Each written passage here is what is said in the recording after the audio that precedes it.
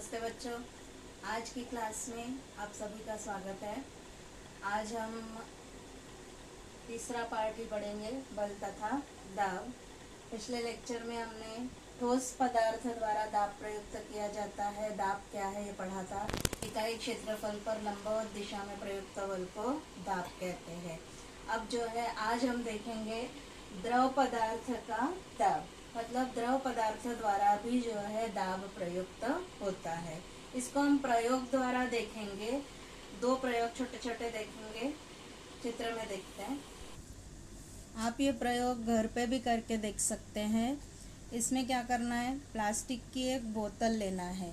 Plastic की एक बोतल में जो है रबड़ का गुब्बारा ले लेना है और एक कांच की नली लेना है। 10 सेंटीमीटर वाली लंबाई का एक कांच की नली का टुकड़ा लेना है और गुब्बारा रबड़ का ऐसा लेना है जो इस नली पर कसकर बैठेगा। ऐसा गुब्बारा ले लेना है। नली का एक सिरा जो है गर्म करना है और धीरे से बोतल के जो है नीचे से 5 सेंटीमीटर की ऊंचाई पर जो है एक सिरे से दाब डालकर अंदर डाल देना है।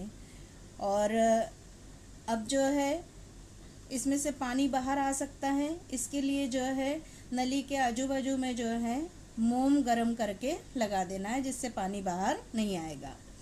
अब बोतल में धीरे धीरे पानी भरना है और पानी हम जैसे जैसे भरते जाएंगे आपको क्या दिखाई देगा कि गुब्बारा जो है धीरे धीरे फूलता जाएगा।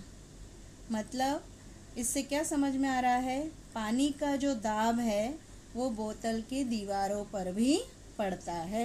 बोतल की दीवार पर जब दाब पड़ रहा है तभी जो है गुब्बारा फूल रहा है। समझ में आया? मतलब द्रव पदार्थ जो है दाब प्रयुक्त करते हैं। पानी एक क्या है, द्रव है। इसी तरह से बच्चों दूसरा प्रयोग भी आप कर सकते हो।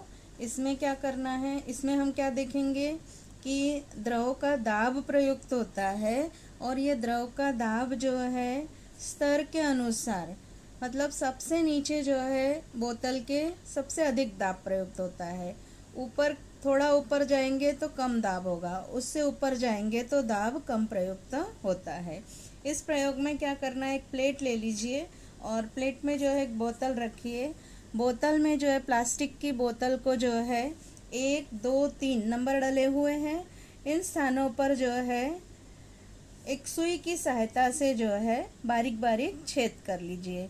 1 नंबर डालोगे वहाँ एक छेद करोगे, 2 डालोगे वहाँ छेद करेंगे और 3 क्रमांक डालकर फिर छेद करेंगे। अब जो है क्या करेंगे, बोतल को पूरी तरह से पानी से भर लेंगे। अब पानी से भरने पर आपको क्या दिखाई देगा कि पानी की धाराएं बहती हुई दिखाई देगी। क्या दिखेगा आपको कि सबसे ऊपर वाले छेद से जो पानी की धारा बह रही है वो बोतल के सबसे पास में गिरते हुए दिखाई देगी। सबसे नीचे वाले छेद से जो है सबसे दूर जो है धारा बहते हुए दिखाई देगी और बीच वाले छेद से बीच में ही जो है धारा बहते हुए दिखाई देगी।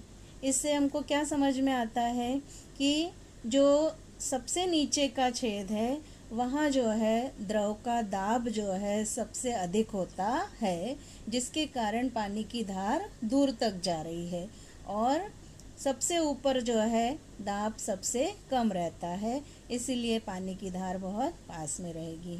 इसी तरह से अगर दूसरा छेद जो है 2 समान छेद करोगे समान ऊंचाई पर तो क्या दिखाई देगा कि जो है दोनों की धार जो है बिल्कुल बराबर दूरी तक जाती है। इस प्रकार जो है समझ में आया कि गहराई के अनुसार दाब में वृद्धि होती है। इस प्रकार हमने देखा कि जिस बर्तन में द्रव पदार्थ रखते हैं उस द्रव पदार्थ का उस बर्तन के अंदर जो है सभी ओर समान दाब रहता है। अब जो है हम देखेंगे गैस का दाब। कोई गुब्बारा ले लीजिए और गुब्बारा जब आप मुंह से फुलाते हैं तो क्या होगा, चारों तरफ से वो फूलता जाता है। अब गुब्बारा में जो है छोटा सा अगर छेद होगा बीच में कहीं और आप फिर फुलाएंगे तो आप क्या देखेंगे कि वो चारों तरफ से फूलता है क्या, वो पूरी तरह से फूलता नहीं है, है ना। जैसे हमने द्रव में देखा कि दाब जो है कम हो जाता है और अधिक होता है, वैसे ही जो है द्रव और गैस दोनों ही जो है क्या है, तरल पदार्थ है, प्रवाही पदार्थ है। मतलब ये पृष्ठ भागों पर जो है दाब प्रयुक्त करते हैं, दीवारों पर दाब प्रयुक्त करते हैं। गैस का भी ऐसा ही होता है कि जिस बर्तन में रखते हैं उस बर्तन को जो है अंदर से जो है दाब प्रयुक्त करता है। इसीलिए हमने गुब्बारे का उदाहरण देखा कि गुब्बारे को जब फुलाते हैं तो चारों तरफ से वो फैलता चला जाता है, मतलब गुब्बारे पर अंदर से दाब प्रयुक्त होता है। अब हम देखेंगे वायुमंडलीय दाब क्या होता है। पृथ्वी के पृष्ठ भाग पर जो है चारों ओर काय का आवरण है, हवा का आवरण है। हमारे चारों ओर हवा का आवरण है। इस हवा के आवरण को ही वायुमंडल कहते हैं। पृथ्वी के पृष्ठ भाग पर चारों ओर हवा का आवरण पाया जाता है। इस आवरण को, हवा के आवरण को ही वायुमंडल कहते हैं।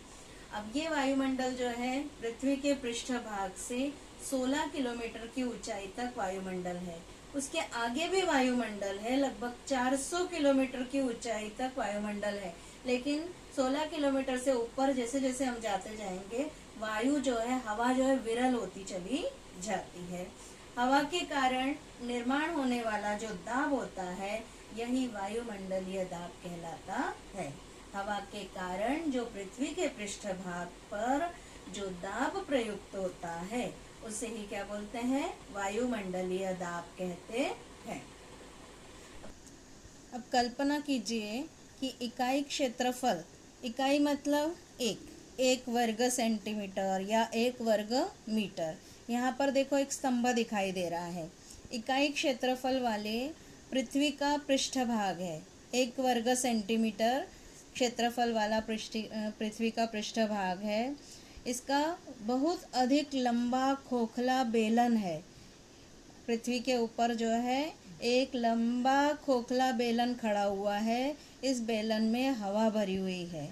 इस हवा का भार जो है पृथ्वी की दिशा में लगाया गया बल है, अर्थात हवा का दाब इस भार और पृष्ठभाग के क्षेत्रफल का अनुपात है ना।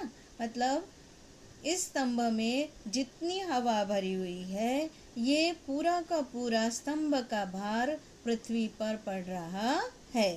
तो ये क्या हो गया, वायुमंडलीय दाब हो गया। यहाँ दूसरे चित्र में देखिए, ये वायुमंडलीय दाब जो होता है, ये समुद्र की सतह पर जो है सबसे अधिक होता है।